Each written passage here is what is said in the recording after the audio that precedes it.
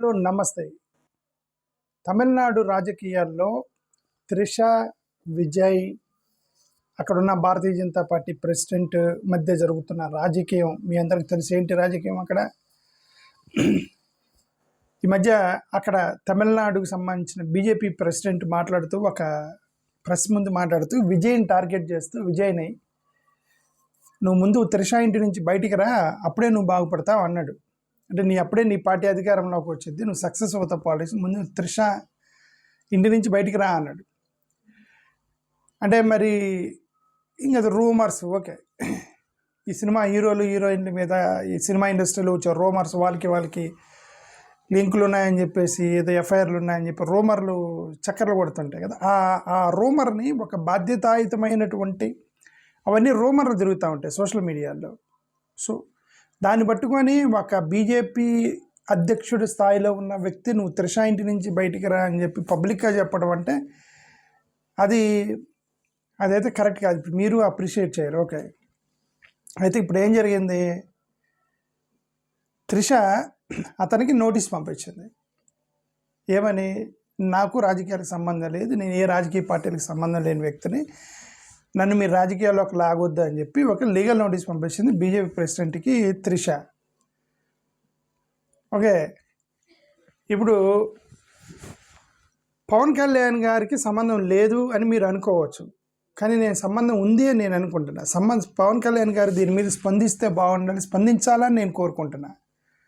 ఎందుకు స్పందించాలంటే ఆంధ్రప్రదేశ్లో ఉన్న రాజకీయ నాయకుల్లో తమిళనాడు పాలిటిక్స్ మీద ఎప్పుడు ట్వీట్ చేస్తూ ప్రశ్నిస్తూ వాటి మీద కామెంట్ చేస్తున్నటువంటి ఏకైక వ్యక్తి పవన్ కళ్యాణ్ గారే. ఇద్దరే, ప్రకాష్ రాజు ప్లస్ పవన్ కళ్యాణ్, వీళ్ళిద్దరు. ఓకే, ఇప్పుడు తమిళనాడు రాజకీయ అంటే ఆంధ్రాలో ఉంటూ తమిళనాడు రాజకీయాల్లో ట్వీట్లు చేస్తూ ప్రశ్నించే వాళ్ళలో పవన్ కళ్యాణ్, ప్రకాష్ రాజు ఆల్రెడీ దీన్ని ఖండించాడు. ఓకే, సరే, ఇది లోపల ప్రకాష్ రాజ్ ఆల్రెడీ దాన్ని ఖండించాడు. ఓకే, పవన్ కళ్యాణ్ గారు కూడా స్పందించాలని నేను కోరుకుంటున్నా. ఎందుకంటే ఆయన తమిళనాడు రాజకీయాలు ఎప్పుడు ప్రశ్నిస్తుంటాడు కదా, అక్కడ ట్వీట్ చేస్తుంటాడు కదా. ఒక కారణం ఆయన స్పందిస్తే బాగుండనేది, పాయింట్ 1 అది. రెండో కారణం ఏంటంటే మహిళల మీద చాలా లెక్చర్లు ఇస్తాడు పవన్ కళ్యాణ్ గారు. ఒక తోటి మహిళ మీద అట్లా కామెంట్ చేసినప్పుడు మరి ఈయన ఇప్పుడు ప్రశ్నిస్తే బాగుండు కదా.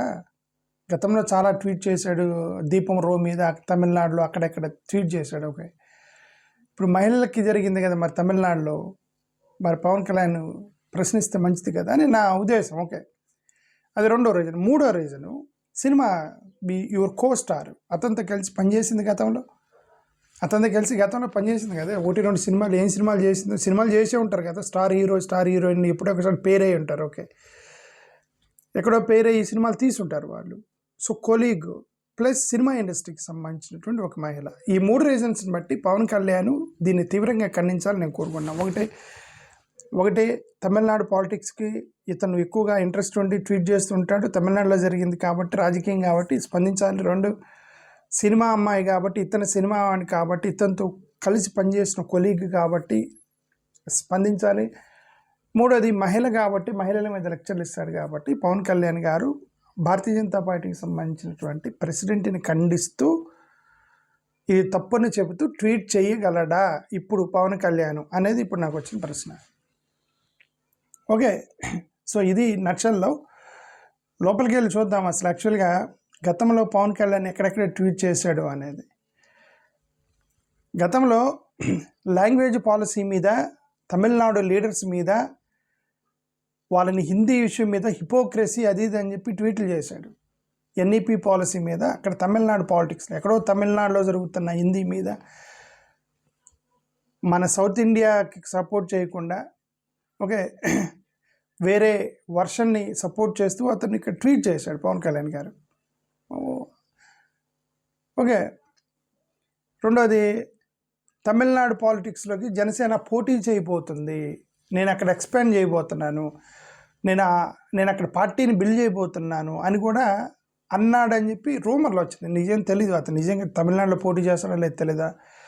బట్ ఎక్కడక్కడ న్యూస్లో చూశాను పవన్ కళ్యాణ్ గారు అక్కడ పోటీ చేస్తారని. మరి అక్కడ పోటీ చేసినప్పుడు మరి అక్కడ ఒక భారతీయ జనతాకు సంబంధించిన ఒక వ్యక్తి త్రిషాని అంత మాట అన్నాడు, పెద్ద మాట అన్నాడు. ఓకే, మరి ఇతన్ని ఖండిస్తే బాగుండేది నా ఉద్దేశం. మూడోది పొలిటికల్ ఇప్పుడు పర్సనల్ అటాక్స్ ఎప్పుడు కూడా మంచిది కాదని వీళ్ళే అంటారు కదా. ఇక్కడ రచ్చ చేస్తున్నారు కదా, మహిళలు జోలికొస్తే తాడు తీస్తాం అది ఇది అని చెప్పి, దట్ ఈస్ మై ఫిలాసఫీ అది ఇది అని. చంద్రబాబు నాయుడు ఖండించాల్సిన అవసరం లేదు. ఎక్కడో తమిళనాడులో జరిగితే చంద్రబాబు నాయుడు సంబంధం లేదు, జగన్కి సంబంధం లేదు, లోకేష్కి సంబంధం లేదు, పవన్ కళ్యాణ్కి సంబంధం ఉంది. ఎందుకంటే అతను అక్కడ ట్వీట్ చేస్తాడు అక్కడ ఏమైనా జరిగితే, ప్లస్ అక్కడ పోటీ చేయబోతున్నానని చెప్తున్నాడు. ఓకే, అందుకని ఓన్లీ పవన్ కళ్యాణ్ డిమాండ్ చేస్తున్నా, మీరు దీని మీద పర్సనల్ అటాక్ జరిగింది, ఒక ఉమెన్ రెస్పెక్ట్ని డిగ్నిటీని సంబంధించినటువంటి ఇష్యూ వచ్చినప్పుడు you should support a women to protect hers dignity and respect. Womens డిగ్నిటీని మనం ఇన్అప్రోప్రియేట్ లాంగ్వేజ్ పబ్లిక్ డిస్కోర్స్లో వాడకూడదు. ఒకవేళ పర్సనల్ ఇష్యూస్ ఉన్నా అది వాళ్ళ ఇష్టం, మీరు అసలు దాన్ని రాజకీయాలకు తీసుకురాకూడదు అని మీరే కదా లెక్చర్లు ఇస్తున్నారు. ఎవరైనా పబ్లిక్ పొలిటీషియన్స్ ఎవరైనా మాట్లాడితే మహిళలకి గౌరవం లేకుండా అది చేస్తారు అంటారు కదా. సో కాబట్టి Pawan Kalyan has moral responsibility to respond on Trisha and Vijay Trisha. ఈ విషయంలో Pawan Kalyan has moral responsibility to respond on this, నా ఉద్దేశం. ఓకే, అంతేకాకుండా కొన్ని మహిళల మీద కూడా ట్వీట్ చేశాడు గతంలో, లైక్ ఈవ్ టీజింగ్ అంటే పిఠాపురంలో ప్రసంగిస్తూ మహిళల్ని ఈవ్ టీజింగ్ చేస్తే ఒప్పుకోను అన్నట్టుగా, అది అంత మెచ్యూరిటీ కాదు, టాలరెన్స్ చెయ్యను అన్నట్టుగా గతంలో ఒకసారి మాట్లాడారు మహిళల యొక్క ఈవ్ టీజింగ్ గురించి. 33% మహిళలకు రిజర్వేషన్ ఇవ్వాలని అది కూడా చెప్పాడు అతనే చెప్పాడు. Women must be empowered politically, socially, economically. 33% reservation ఇవ్వండి, మహిళలకు ఎకనామిక్ ఎంపవర్మెంట్ ఉండాలి. ఇవన్నీ కూడా గతంలో ఏదో ఒక ప్రసంగంలో ఇచ్చే ఉంటాడు. ఓకే, పొలిటికల్ కామెంట్స్, మహిళల్ని మీరు ఎట్లంటే అట్లా మాట్లాడకూడదు, అక్కడ మహిళల్ని ఎత్తుకెళ్ళారు 20,000 మంది 30,000 మందిని, అది ఎన్ని ఉన్నాయి కదండి. కేసు కూడా ఉంది అతని మీద. ఉమెన్ పబ్లిక్ లైఫ్ని మీరు అవమానించారు ఇవన్నీ అంటారు కదా. ఇప్పుడు మరి ఇన్ని చెప్పిన పవన్ కళ్యాణ్ గారు, but he has responsibility to respond on Trisha, మహిళ కాబట్టి. ఇది ఫైనల్గా సినిమా కొలీగ్ ఇతని సినిమా అతను పేరు చేశారు. ఇతరు గతంలో ఇదేదో సినిమా కాంతారా అనే సినిమాని బాయ్కాట్ చేయండి అని అన్నప్పుడు ఇతను రెస్పాండ్ అయ్యాడు.